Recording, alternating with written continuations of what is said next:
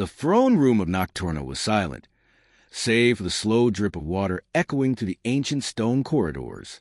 Queen Seraphine sat motionless on her obsidian throne, her pale fingers tracing the armrest carved from the bones of fallen enemies. Outside the castle walls, the moon hung low in crimson over the Appalachian Mountains, casting long shadows across the valleys below. This was her kingdom, a realm of darkness that stretched from forgotten caves of Kentucky to the mist-shrouded forests of Virginia. For 3 centuries, she had ruled with absolute power, feared by every creature that walked in shadow. But tonight, something was different. Tonight, the weight of eternity pressed down on her chest like a stone. "My queen!" A voice whispered from the darkness. A tall figure emerged, Lucian, her most loyal lieutenant, his silver eyes gleaming in the candlelight. "The blood tide has been collected. The eastern clans have sworn their obedience once more." Seraphine didn't respond. She stared at the chalice in her hand, filled with the crimson offering her subjects had brought. How many times had she drunk from such cups? How many lives had sustained her immortal existence? The liquid caught the firelight, and for a moment she saw her own reflection, beautiful, unchanging, empty. "Leave me," she said quietly. Lucian hesitated. "My queen, the council awaits your—" "I said leave." Her voice carried the weight of command, and he bowed deeply before dissolving into shadow. Alone again, Seraphine rose from her throne and walked to the balcony. The night air was cold, but she felt nothing. She had felt nothing for so long that she could barely remember what warmth meant. Below, in the valley, she could see the distant lights of a human town. Ashford, a small community nestled between the mountains. Humans lived there, fragile and fleeting, their lives burning bright and fast like candles in the wind. And they loved. She had watched them for centuries, studying their strange rituals, their laughter, their tears.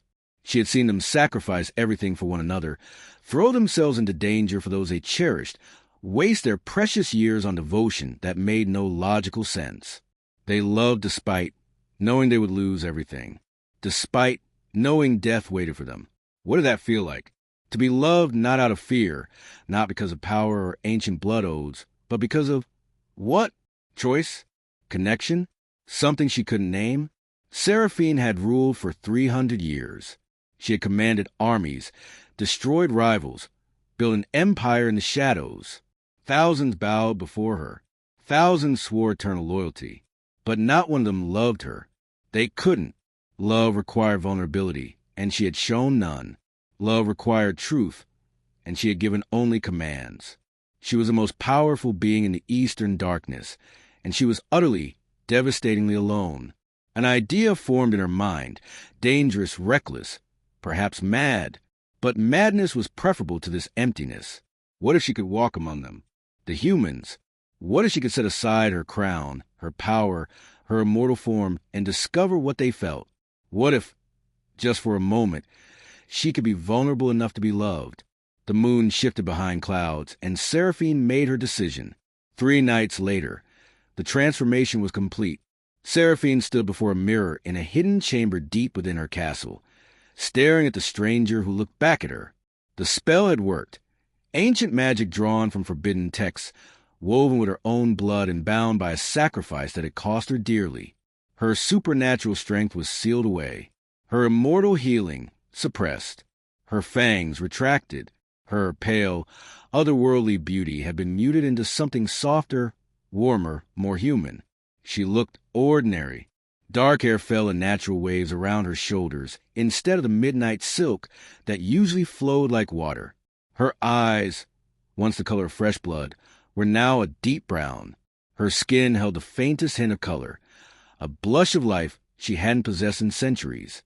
She wore simple clothes, jeans, a sweater, boots, garments she had studied from afar but never touched. "You're certain about this?" Lucian's voice came from the doorway. He looked troubled, his ancient face creased with worry. "The spell will last 30 days. In that time, you will be vulnerable. You can be hurt. You can be killed if your identity is discovered." "Then I will face the consequences," Seraphine interrupted. She picked up a small bag containing the few possessions she would need. You will rule in my absence. Tell the council I have gone to settle affairs in the Western Territories. And if you don't return," she met his eyes, "then you will make an excellent king, Lucian." He bowed, but she could see the fear in his expression. Not for himself, for her. "What name will you take?" "Sarah," she said softly. It was close enough to her true name to feel familiar, but human enough to blend in. Sarah Winters. As she walked past him toward the secret exit that would lead her into human world, Lucian spoke once more. "My queen, what if you find what you're looking for? What if you discover love is real, and then you must return to this?" He gestured to the stone walls, the shadows, the eternal darkness. Seraphine paused. "Then at least I will know what I'm missing." The descent from Nocturna took hours. She walked paths she had only ever flown over, felt a strain in muscles that had never known exhaustion, stumbled on rocks that would have crumbled beneath her supernatural step. By the time she reached the outskirts of Ashford, dawn was breaking over the mountains, painting the sky in shades of gold and pink. She had not seen a sunrise in 300 years. It took her breath away, or would have, if she had needed to breathe. But even diminished, even bound by this mortal shell, the beauty struck something deep within her. The light didn't burn. It warmed. For the first time in centuries, she felt the sun on her skin, and tears, actual tears, formed in her very human eyes. Ashford was exactly as she had observed from afar. A small town of brick buildings and tree-lined streets, where people knew each other's names and left their doors unlocked. A church steeple rose above the main street. A diner with a red neon sign advertised breakfast all day. Everything moved at a pace that would have seemed impossibly slow to her vampire senses, but now felt peaceful. She walked into town as the shops were opening, and for the first time in 3 centuries, no one bowed. No one trembled. No one recognized her at all. She was invisible in the most liberating way possible. "You lost, honey?" An elderly woman with kind eyes and silver hair approached her. "Haven't seen you around here before." Sarah, she had to remember to think of herself as Sarah now, smiled nervously. Yes, actually, I'm looking for a place to stay. Just for a while." The woman's face brightened. "Well, you're in luck. Mrs. Henderson just put up a room for rent above the bookstore. It's not fancy, but it's clean and affordable. Come on, I'll show you."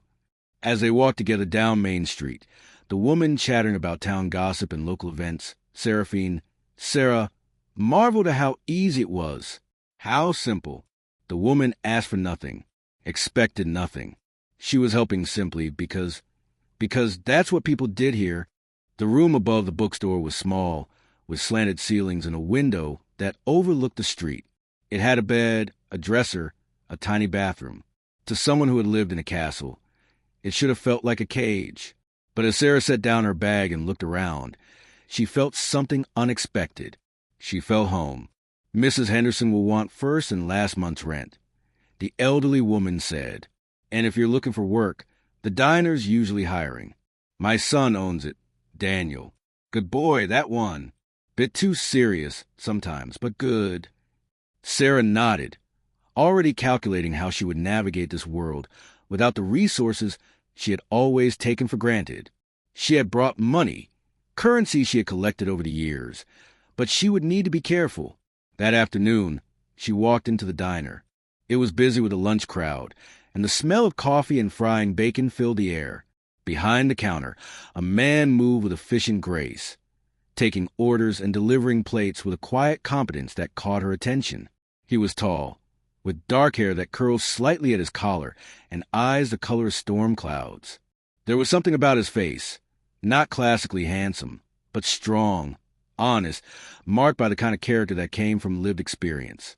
He looked to be in his mid-30s, though Sarah had long since lost the ability to accurately judge human age. "Take a seat anywhere," he called out without looking up. "Be with you in a minute." Sarah slid into a booth by the window and watched him work.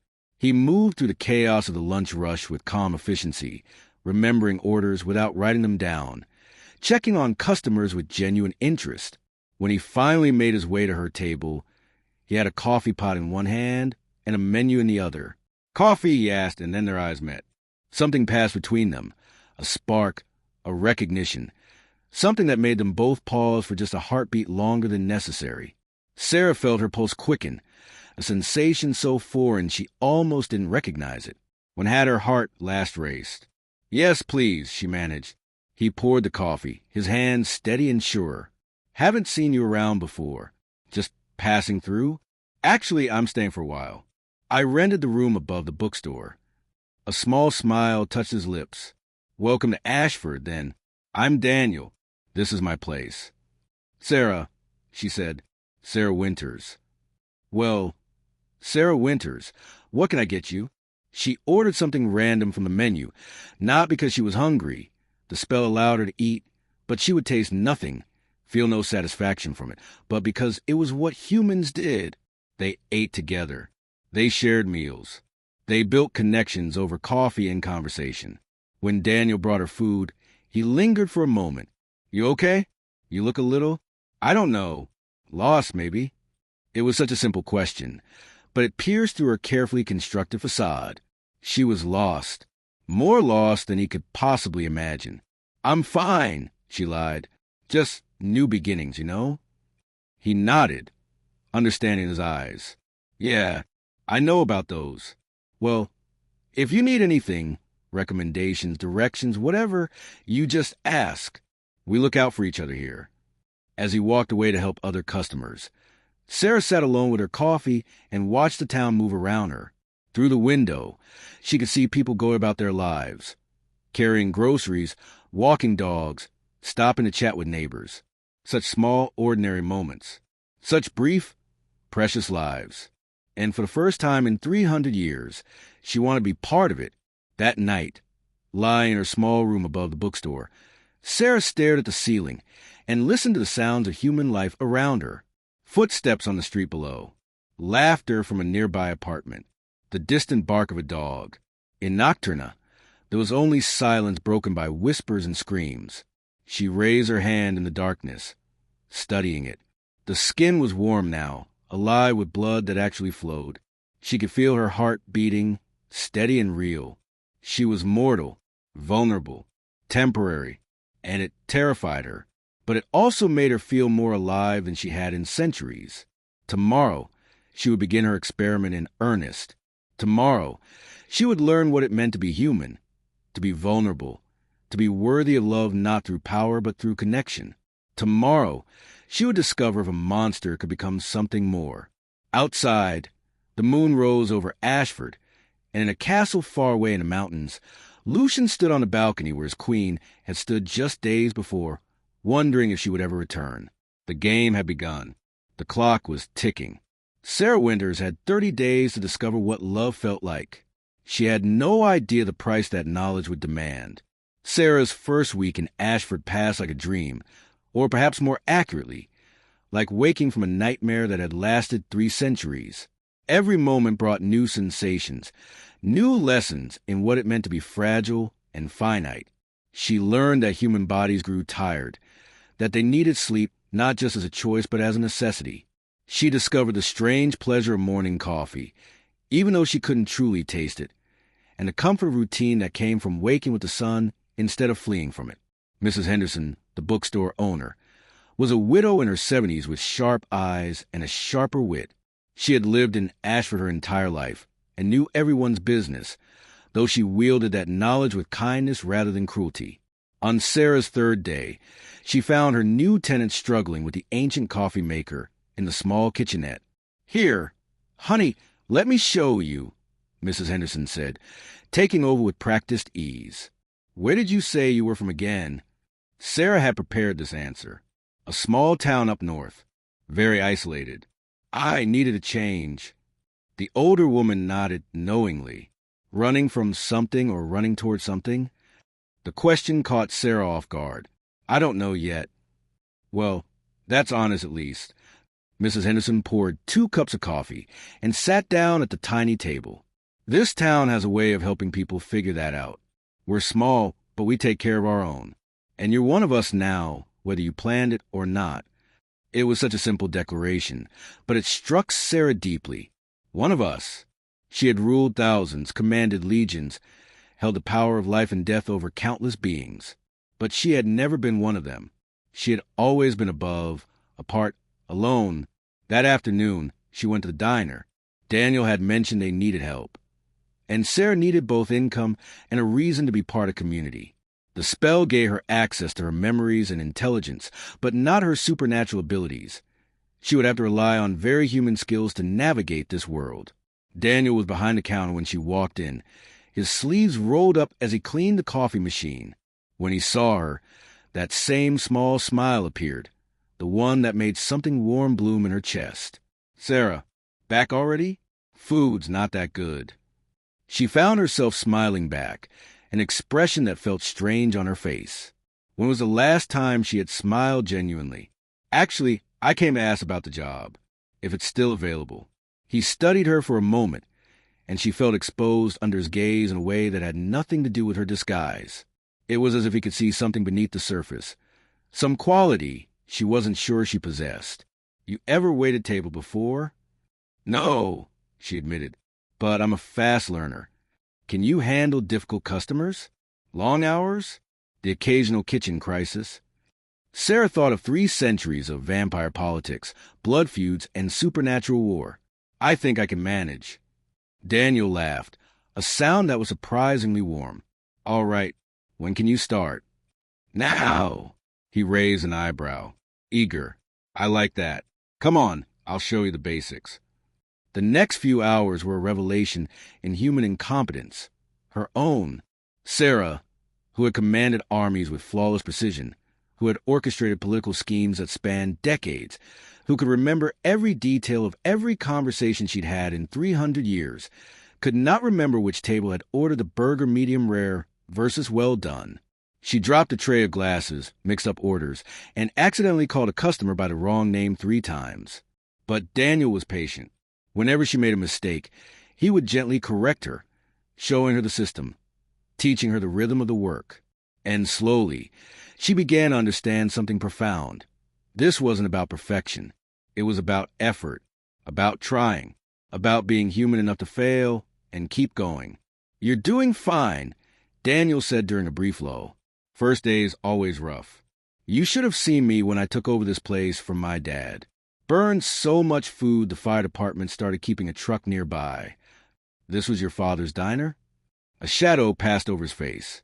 "Yeah, he ran it for 40 years. Died 5 years ago. Heart attack, right there behind that counter." "I'm sorry," Sarah said, and meant it. She had seen death countless times, caused it countless times, but something about the quiet grief in Daniel's voice touched her differently. "Thanks. He was a good man. Worked himself too hard. Never took a day off. I promised myself I wouldn't do the same, but..." He gestured around the busy diner. "Guess I'm my father's son. Why do you do it? If it's so much work, if it took your father from you..." Daniel looked at her curiously. "You ask interesting questions, Sarah Winters." "Sorry, I didn't mean to..." "No, it's okay. It's just, most people don't ask why. They assume they know." He leaned against the counter, his expression thoughtful. "I do it because it matters. This place, it's not just a diner. It's where people come for their first cup of coffee in the morning, where high school kids have their first dates, where Mrs. Chun comes every Tuesday to remember her husband. They used to share pie here before he passed. It's where the town lives, you know? And if I can be part of that, even in a small way, then the work is worth it." Sarah stared at him, genuinely moved. In 3 centuries, she had heard countless speeches about power, glory, conquest, dominance. But this man found meaning in serving coffee and remembering that Mrs. Chun liked her pie on Tuesdays. This was what she had come to find. This strange, beautiful human ability to find significance in the smallest moments. "That's..." She started, then stopped, unsure how to articulate what she was feeling. "Sappy." Daniel grinned. "Yeah, I know. Don't tell anyone. I've got a reputation as a grump to maintain." As the evening rush began, Sarah threw herself into the work with new determination.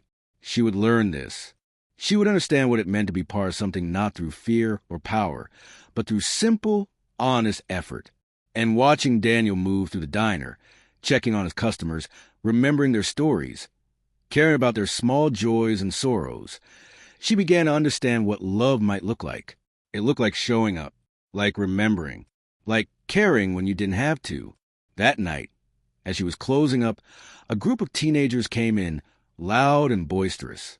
One of them, a boy with bleached hair and an attitude to match, snapped his fingers at Sarah. "Hey, coffee, black, and make it fast." Every instinct in her body screamed at the disrespect. For 3 centuries, beings far more powerful than this child had bowed and scraped before her. The urge to remind him of his place, to put fear in his eyes, was almost overwhelming. Her hand trembled with suppressed rage. Daniel appeared beside her, his presence calm and steady. "Hey, Mason, that's not how we talk to people here." The boy had the grace to look embarrassed. "Sorry, Mr. Torres." "Sarah, was it? Sorry. Can I please have a coffee?" Sarah forced herself to breathe, to remember that she was human now, that this was how humans behave sometimes, and that patience was part of the lesson she was here to learn. "Of course. I'll bring it right over." After the teenagers left, Daniel touched her shoulder lightly. "You okay? You looked like you wanted to murder that kid." If only he knew how close he was to the truth. "I'm fine. Just not use of rudeness, I guess." Mason's not a bad kid. His dad left last year, and he's been acting out. Doesn't excuse it, but understanding helps. Daniel handed her a rag to wipe down tables. "You learn in this business that everyone's carrying something. The guy who's short with you might have just lost his job. The woman who seems angry might be dealing with a sick parent. Grace goes a long way." Grace. Sarah rolled the word around in her mind. She had shown mercy before, but never grace. Mercy came from a position of power. Grace came from a position of equality, of understanding that you too were flawed and struggling. "How did you get so wise?" she asked. Daniel laughed. "Wise? I'm a mess, Sarah. I work 16-hour days to avoid going home to an empty apartment. I haven't been on a date in 2 years. I eat probably 70% of my meals standing over this counter. But I've learned that if you pay attention, if you really watch people, they'll teach you everything you need to know about being human." They worked in comfortable silence for a while, and Sarah found herself hyper-aware of his presence. The way he moved, the quiet competence of his hands, the small furrow between his eyebrows when he was concentrating. She had been surrounded by beauty for centuries, by beings of supernatural allure and perfect form. But there was something about Daniel's ordinary, honest presence that drew her more powerfully than any of that. When they finally locked up for the night, Daniel walked her out. The street was quiet, lit by old-fashioned lampposts that cast pools of warm light on the sidewalk. The bookstore was just 2 blocks away, but Daniel walked beside her anyway. "You did good today," he said. "Better than good, actually. You've got potential." "Potential for what?" "Carrying plates without dropping them." He smiled. "For fitting in here. For being part of things.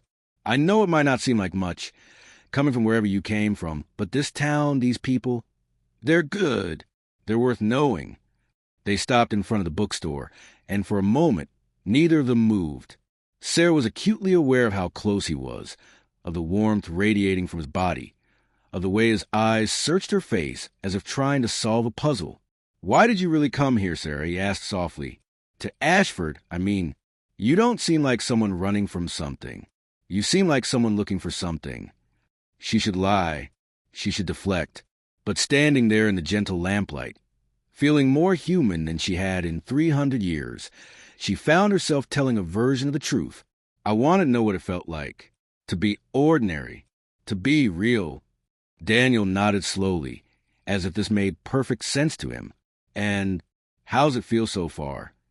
Sarah looked up at him, at this man who had shown her patience and kindness, who had taught her about grace and meaning, and showing up for the small moments. She felt her human heart beating in her human chest, felt the cool night air on her skin, felt the weight of time passing in a way that actually mattered now. "Terrifying," she admitted, "and wonderful." He smiled, and without thinking, reached out to tuck a strand of hair behind her ear. The gesture was so gentle, so casual, so human that it nearly undid her. When was the last time someone had touched her with anything other than fear or calculated desire? Good, Daniel said. That means you're doing it right.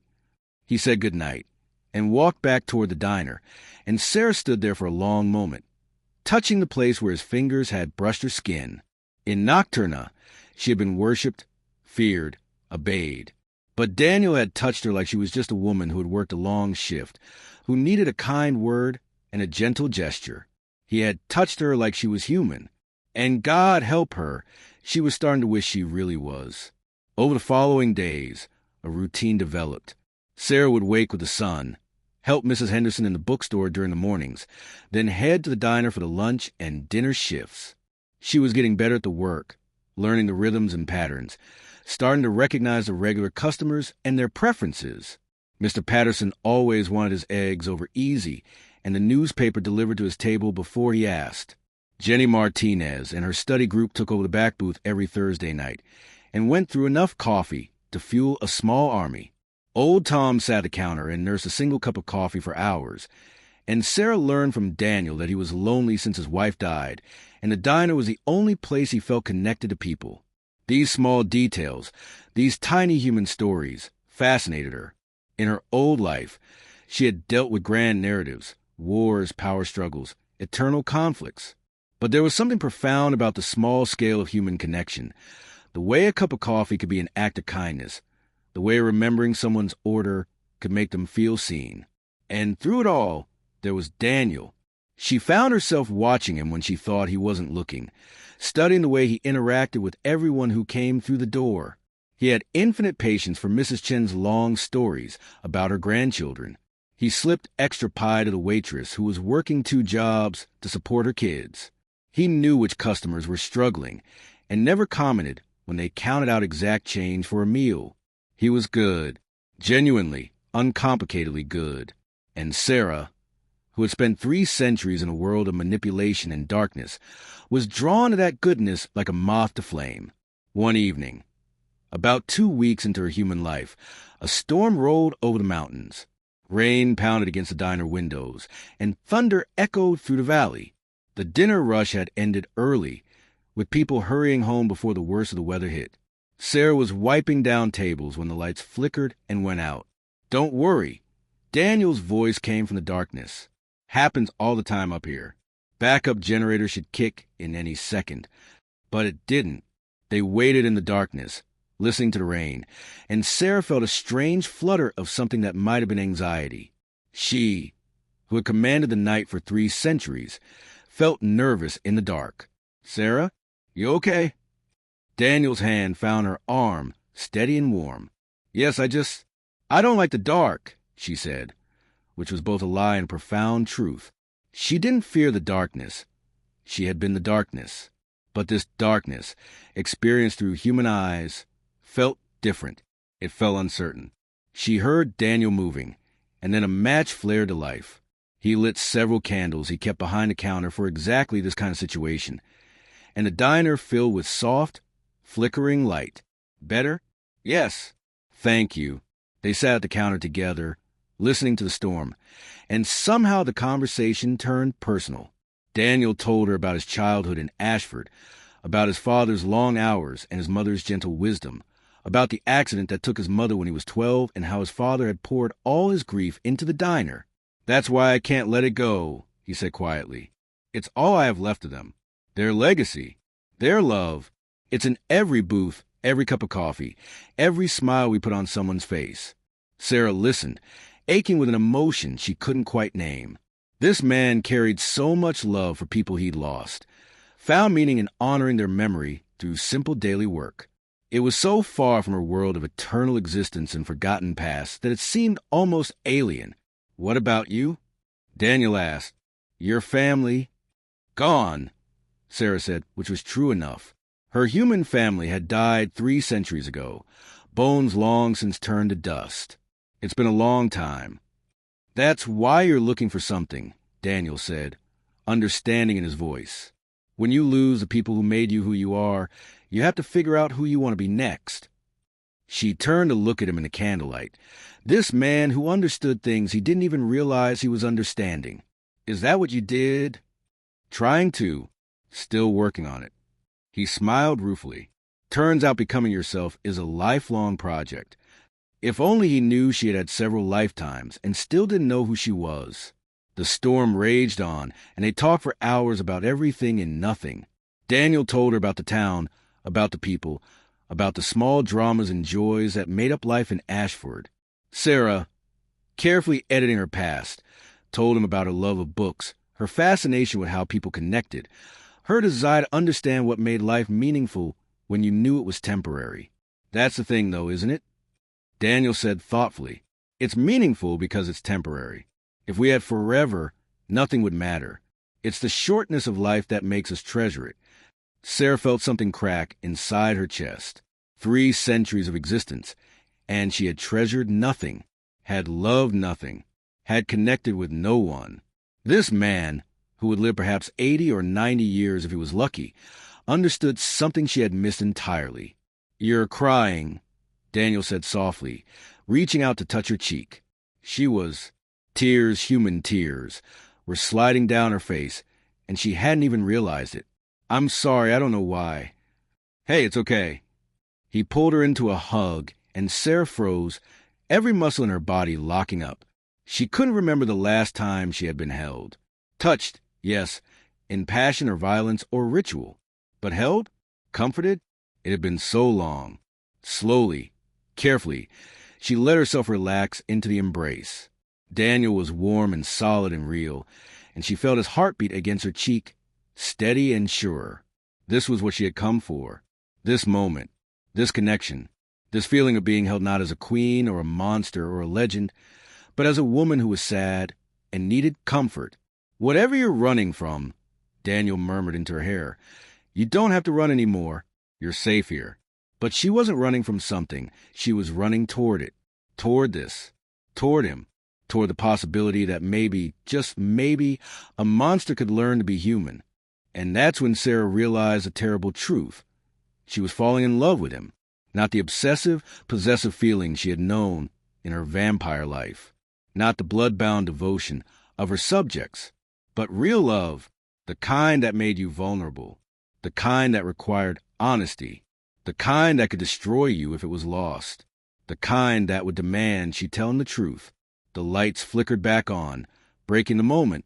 Daniel pulled back, looking almost embarrassed. Sorry, I didn't mean to. Don't apologize, Sarah said quickly. Thank you for everything. They cleaned up in silence, the ease of earlier conversation replaced by an awareness that something had shifted between them. When Daniel walked her home that night, neither of them spoke, but when they reached the bookstore, he caught her hand. Sarah, He seemed to struggle with words. I don't usually. It's been a long time since I felt. He laughed at himself. I'm making a mess of this. No, she said softly. You're not. Would you maybe want to have dinner sometime? Not at the diner.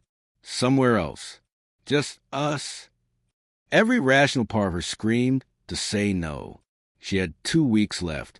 2 weeks before the spell ended, and she returned to what she was. 2 weeks before she had to make the choice between her kingdom and this fragile, beautiful human life she was building. Getting closer to him, letting this grow into something more, was cruel to them both. But looking at his hopeful face, feeling the warmth of his hand in hers, Sarah made perhaps the most human choice of all. She chose the moment over the future. Yes, she said, I'd like that. His smile could have lit the entire town. As Sarah climbed the stairs of her small room, she felt the weight of what she had just done. She was falling in love with a human, while pretending to be something she wasn't. She was building a connection that was based on a lie. And when the truth came out, and it would come out, she knew that now it would destroy him. But she had 13 days left. 13 days to be Sarah Winters, ordinary woman, beloved by an ordinary man. 13 days to feel what it meant to be human. 13 days until she had to decide. Return her throne in eternal emptiness, or find a way to stay human and lose everything she had been for 3 centuries. In Nocturna, far away in the mountains, Lucian stood watch over the empty throne and wondered if his queen had found what she was looking for.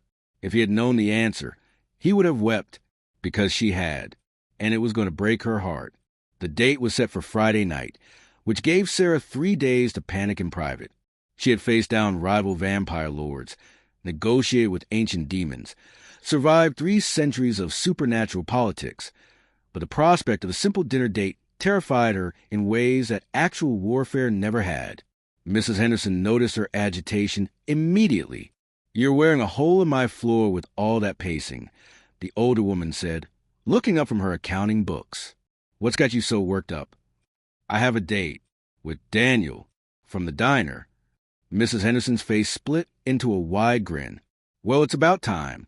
I was wondering when that boy would get his head out of his business long enough to notice what was right in front of him. When? Friday. But I've never...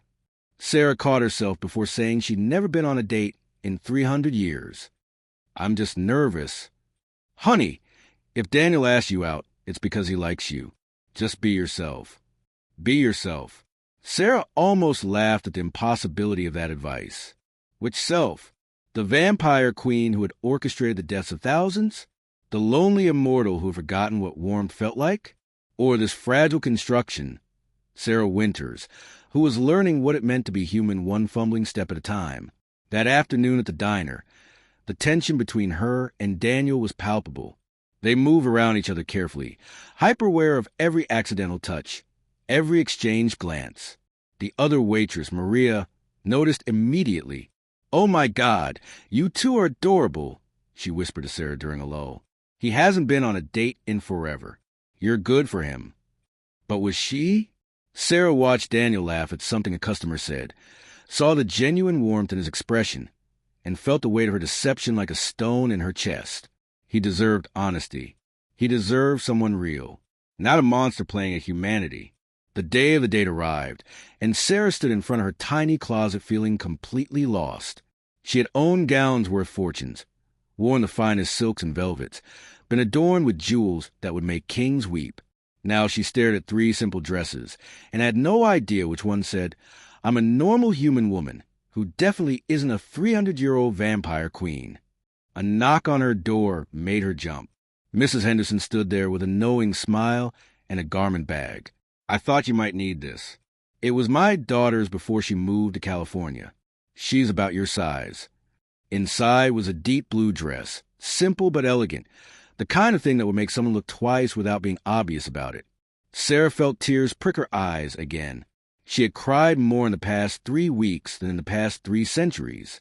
"Thank you," she whispered. Mrs. Henderson patted her cheek. "You remind me of her, you know, my daughter."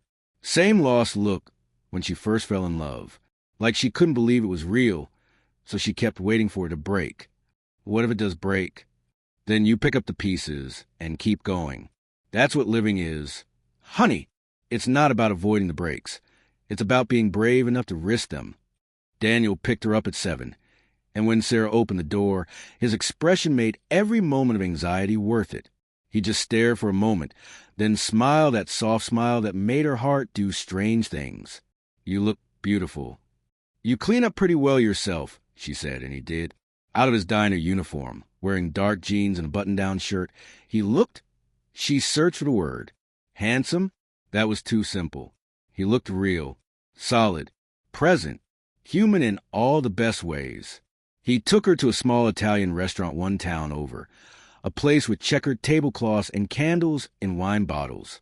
It was nothing like the grand halls she had dined in, the elaborate supernatural feasts, the blood-soaked celebrations. It was ordinary and perfect, over pasta and wine, which Sarah could actually taste when the spell's unexpected blessings. They talked. Really talked. Daniel told her about his dreams of maybe expanding the diner, adding a small bakery section, creating jobs for local teenagers.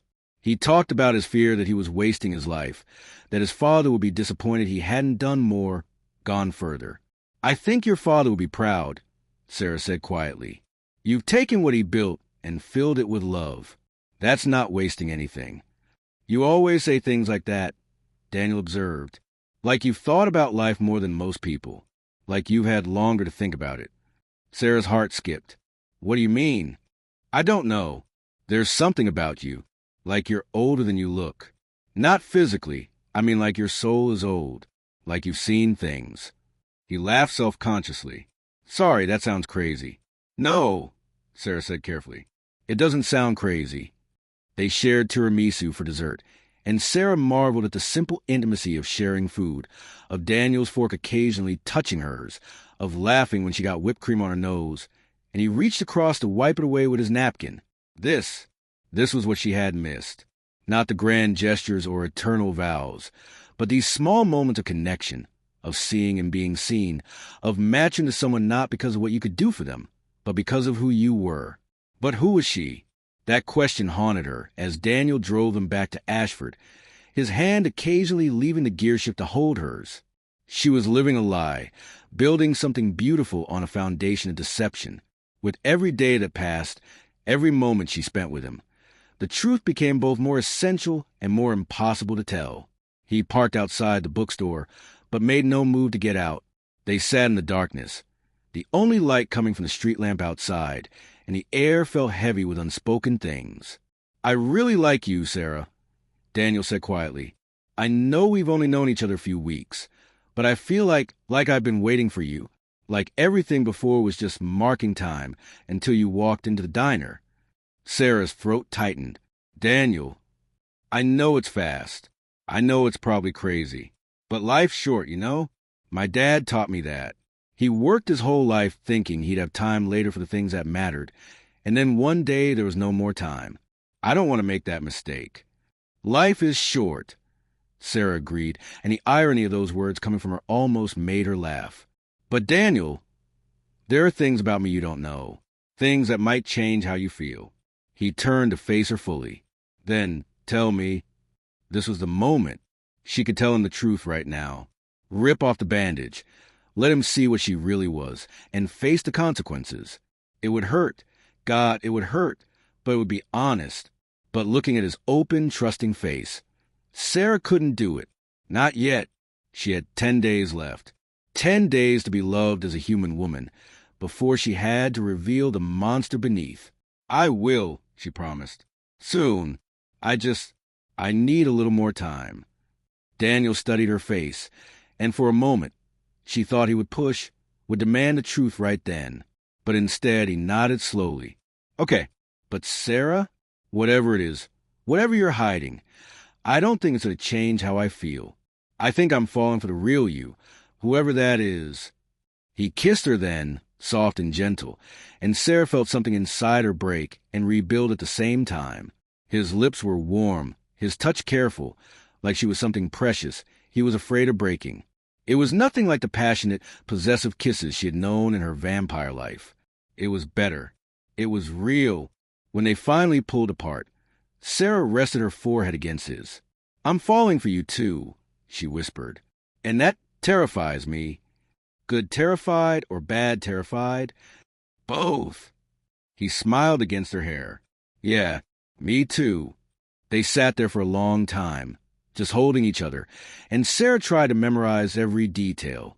The smell of his cologne, the steady beat of his heart, the warmth of his arms around her. In 10 days, this might be just a memory. In 10 days, she might be back on her throne, eternal and empty and alone. But right now, in this moment, she was Sarah Winters. She was loved. She was human, and it was worth whatever came after. The next week passed in a blur of stolen moments and growing dread. Sarah and Daniel fell into an easy rhythm, working together at the diner, taking walks after closing, sharing quiet conversations about everything and nothing. The town seemed to embrace their relationship with warm approval. Mrs. Henderson took credit for bringing them together. Maria covered Sarah's shifts when Daniel would steal her away for an afternoon. Even the regular customers seemed invested, offering knowing smiles when they came in together. Sarah was building a life, a real human life, and with each day, the thought of leaving became more unbearable. But the spell was weakening. She could feel it in small ways, a sharper tooth when she ran her tongue over her gums, her reflection growing slightly paler in mirrors, the sun beginning to feel uncomfortable on her skin. The magic that made her human was unraveling, and she had less than a week before it failed completely.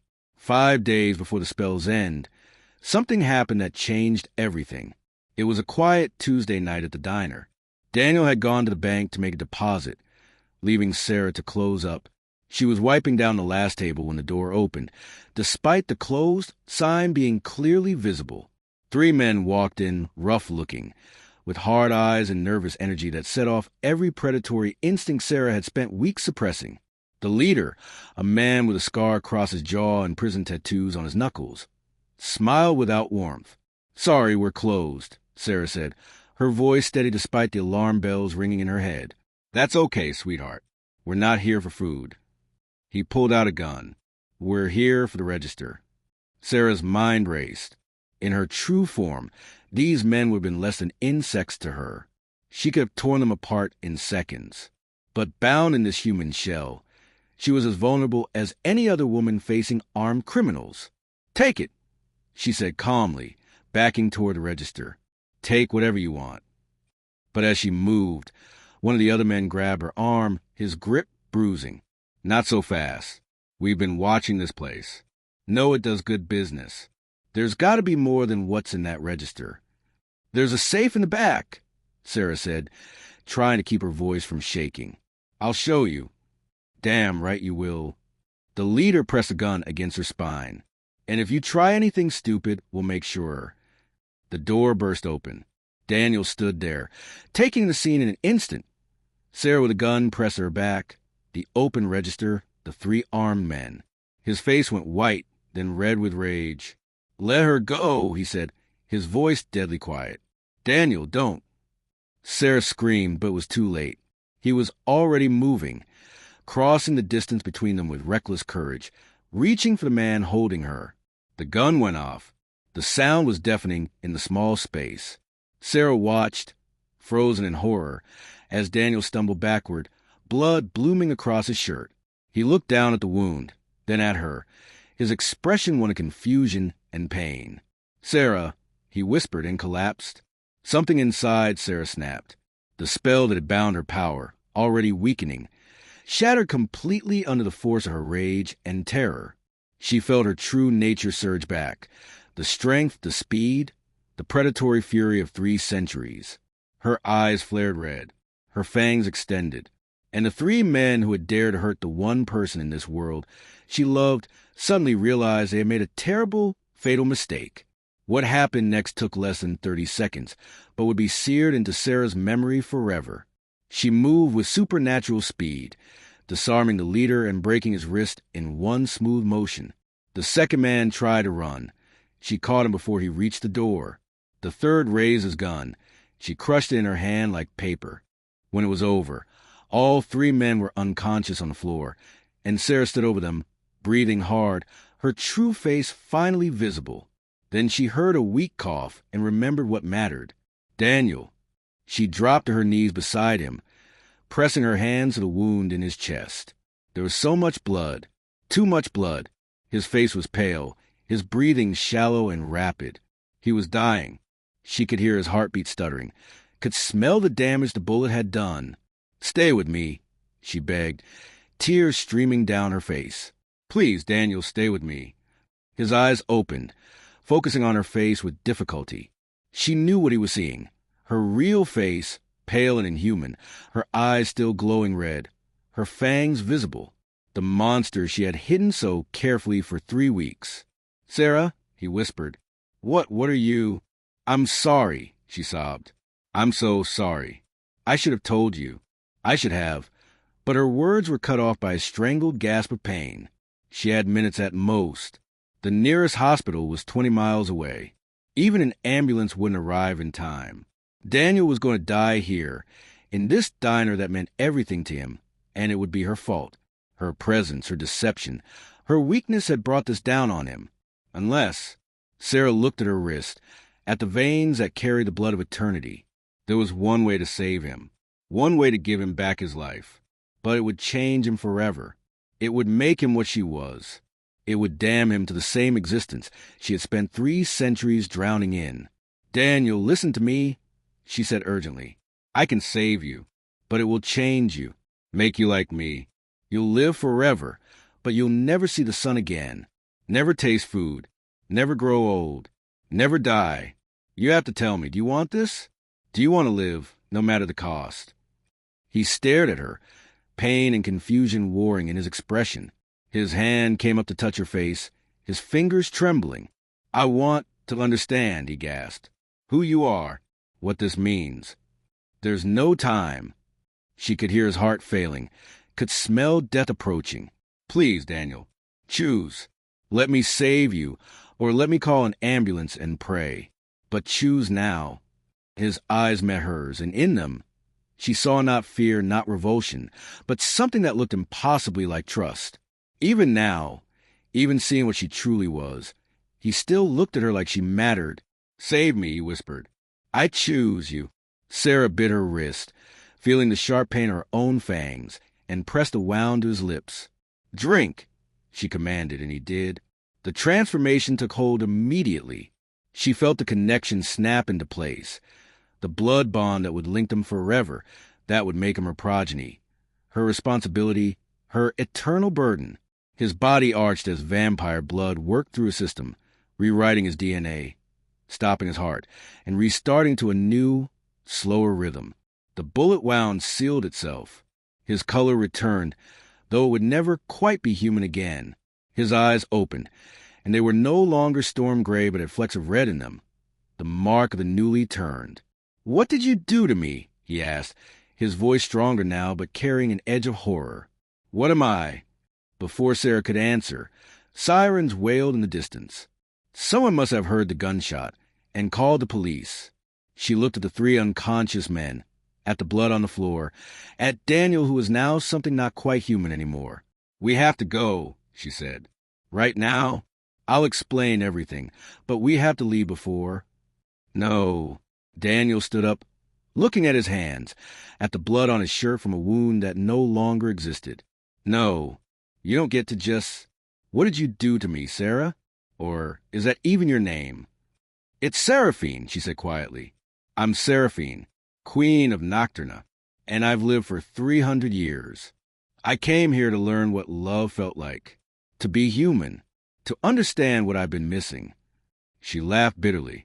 And now I've destroyed the one person who showed me. The sirens were getting closer. The three men were starting to groan, coming back to consciousness. Sarah knew she should run, should leave, should return to her kingdom, and forget this human experiment had ever happened. But looking at Daniel, at the confusion and betrayal and dawning horror in his eyes, she couldn't move. You lied to me, he said, and the pain in his voice was worse than any physical wound she had ever received. Everything. It was all a lie. Not everything, Seraphine said desperately. My feelings for you, what we shared, that was real. That was the most real thing I felt in 3 centuries. You made me into a monster. His voice broke. I was happy. I had a life, a purpose, and you took it all away. You were dying. I saved you. You should have let me die. The words hung in the air between them like a curse. Outside, car door slammed. Police voices called out. They were out of time. Seraphine made a decision. She crossed the space between them and pressed a piece of paper into his hand. This is where I'll be. When you're ready, if you're ever ready, come find me. I'll answer any question you have. I'll give you any explanation you need. But right now, you need to go. Run. Before they see what you are. Go to mountains. Follow the old mining road until you find the caves. Hide there until tomorrow night. Your body will need time to adjust. I don't understand any of this. I know, and I'm sorry. But Daniel, please, trust me one more time. Run. Now. Police burst through the door, guns drawn. They saw the unconscious men, the blood, the broken gun. But they didn't see the 2 figures that blurred out the back door, moving with supernatural speed into the darkness. Seraphine ran until she reached the edge of town, then stopped.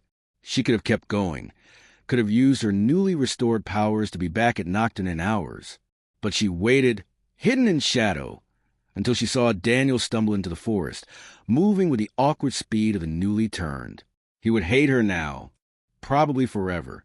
But he was alive, undead but alive, and maybe in time he would understand why she had done it. Or maybe he would spend eternity hating her for the choice she had made. Either way, her experiment was over. She had learned what love felt like. It felt like this, like having your heart torn out while it was still beating, like losing the most precious thing you'd ever found, like paying a price so high you'd never recover from it. She had come to Ashford to learn what it meant to be human, to be vulnerable, to be loved. And she had learned. She had learned that love was beautiful and terrible, that it made you capable of impossible courage and unthinkable sacrifice, that it could save you and destroy you in the same breath. She had learned that being human meant making mistakes, causing pain, living with consequences you never intended. She had learned that some lessons can only be taught through heartbreak. In the distance, she could hear the town coming to life. Police radios crackling, people gathering, the stories spreading about the attempted robbery and the mysterious disappearance of both Sarah Winters and Daniel Torres. By morning, there would be legends, ghosts, mysteries that the town would whisper about for years. Seraphine turned toward the mountains, toward Nocturna, toward the throne that had waited 3 centuries for her return. Lucian would be waiting. Her kingdom would be waiting. Her old life would be waiting, exactly as she left it. Powerful, eternal, and utterly empty. But she was no longer the same queen who had left. She had tasted humanity. She had loved. She had lost. And somewhere in the mountains, Daniel was learning what she had condemned him to, hating her with every moment of his new, terrible existence. The price of love, she had discovered, was far higher than she had ever imagined, and the bill had come due. Nocturna was exactly as Seraphine had left it, dark, silent, and suffocating. She stood in her throne room, still wearing Sarah Winter's simple clothes, feeling 3 centuries settle back onto her shoulders. Lucian materialized from the shadows. "My queen, you've returned." She told him everything. The experiment, the diner, Daniel, and the terrible choice she'd been forced to make when armed robbers shot him. "I turned him to save his life," she finished quietly. "Without his informed consent," Lucian said. "That's a violation of our oldest laws. What would you have had me do? Let him die?" "I would have had you be honest with him from the beginning." The truth cut deep. Seraphine sank onto her throne.